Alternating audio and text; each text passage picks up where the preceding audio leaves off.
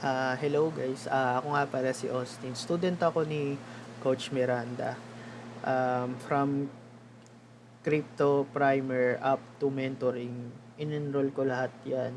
Kasi gusto kong mabago yung buhay ko. Gusto kong maging steady income tong trading. Kaya nag-invest ako sa knowledge ko. Kasi yun nga kung gusto mong mag-grow talaga as a trader, kailangan mong mag-invest ng knowledge.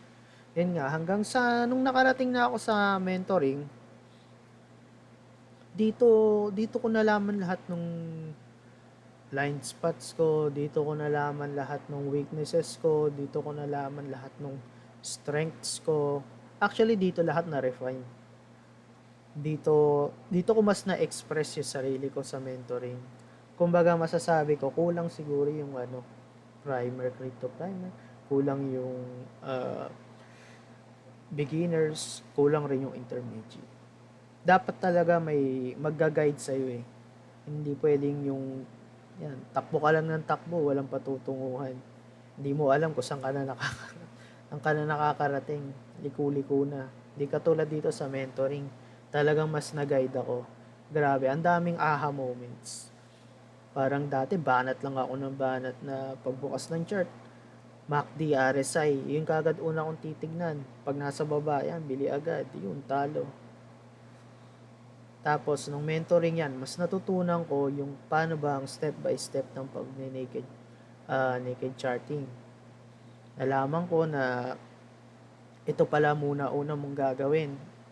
Kasi pag sa una pa lang mali na yung ginawa mo, ano pa yung mga kasunod na gagawin mo, di puro mali na. Isa yun sa natutunan ko kay shoutout sa magaling kong mentor, si Mentor Mike. Yan, talagang sinadya ko talaga siya maging mentor kasi napaka-loading yan. 7 months na akong nag-aaral, pero nung naging mentor ko siya, parang yung 7 months minani niya lang eh. Kumbaga, ang dami ko pang mas natutunan na hindi ko pa pala na-realize na kasama pala yun.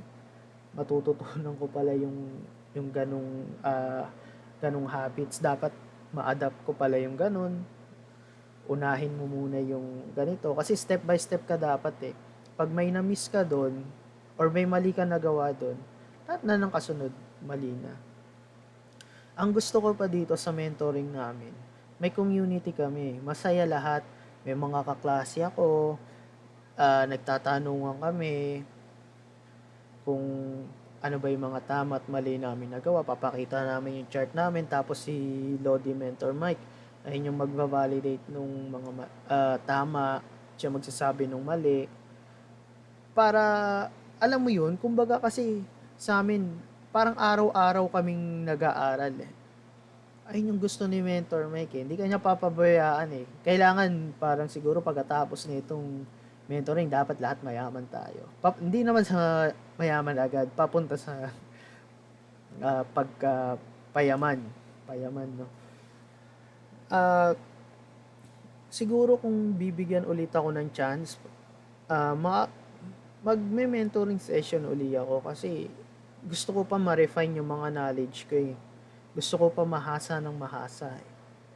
Alam ko sa ngayon, malayo pa ako, pero alam kong malayo na ako. Yan. Ah, Nire-recommend ko na siguro sa family ko to na i-take yung course ni Coach Miranda kasi sobrang helpful. Kahit ako nagtatry ako mag-trade, may mga winning trades din naman ako pero hindi pa ganun kalaki. Siguro mag-aaral pa ako ng mag-aaral para one day ako naman yung magfe-flex sa social media. Katulad ni Mentor Mike. Pero yan, si Mentor Mike, napaka-solid na mentor niyan. Talagang mentoring na slash tinututor ka talaga eh. Tutok na tutok eh. Hindi ka niya papabayaan. Yan yung gusto ko eh. Kaya, yan, definitely will order again yan. 10-10. Yun lang, no? So, thank you.